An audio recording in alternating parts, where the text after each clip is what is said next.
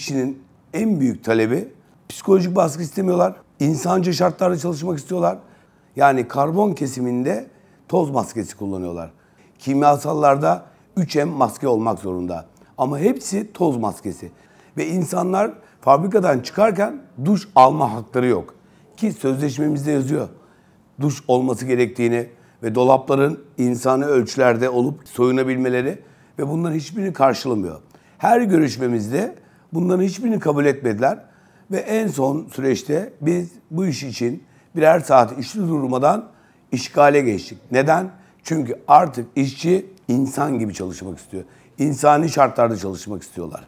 Şu anda asgari ücret 8.500 lira oldu. Yani fabrikanın %85'i asgari ücrette.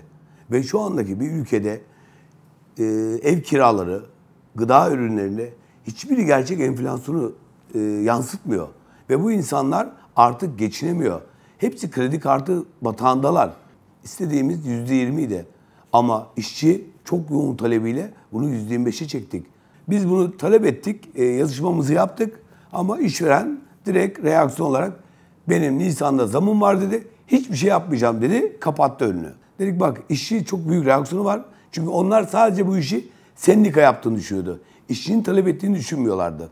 Hep mesajlarında tehdit. Kapatacağım, gideceğim, başka yerde yapacağım, Slovakya'da yapacağım, Çin'de yapacağım.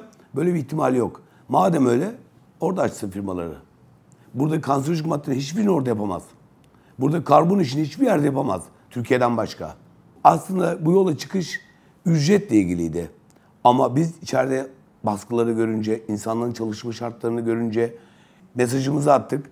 İşten kaçınma hakkımızı kullanarak sizi kapıda bekliyoruz dedik. Ve bütün üyelerimiz hepsi geldi. Yani 1100 tane arkadaş kapıdaydı.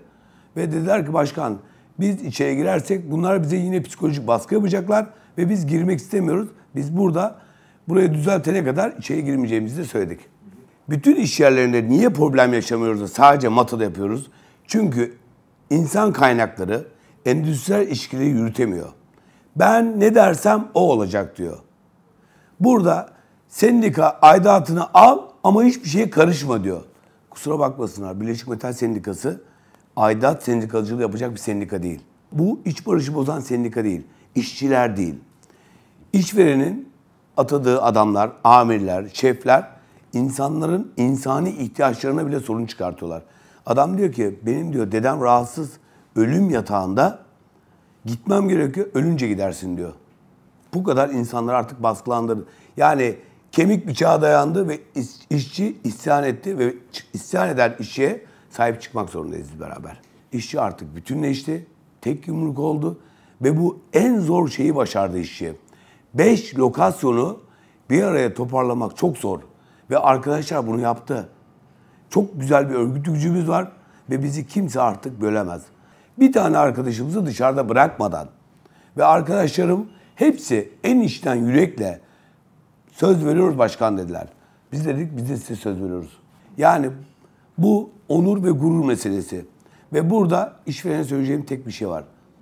Siz insanların ihtiyaçlarını, insanların sorunlarını gidermek zorundasınız. Bu kadar firma varken, herkes bunu yaparken sizin özelliğiniz ne? Siz neden insanları tehdit ediyorsunuz? İnsanları kimse tehdit edemez. İşçiler olmadığı sürece, üretmediği sürece hiçbir işveren hayatta olamaz. Ama herkes birbirine saygı duymak zorunda. Biz MATA'nın kapanması derdinde değiliz. Biz MATA'nın taşınma derdinde değiliz. Bizim tek derdimiz insanca şartlarda çalışmak. Bu Slovakya'daki temizlik düzenini, Meksika'daki temizlik düzenini, Çin'deki temizlik düzenini biz de insanlara, arkadaşlarımız istiyoruz.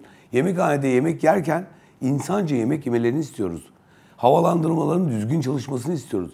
Başka bir talebimiz yok. Arkadaşlarımızın insanca koşullarda çalışmasını istiyoruz. Bizim kapımız her zaman açık. Her zaman görüşebiliriz.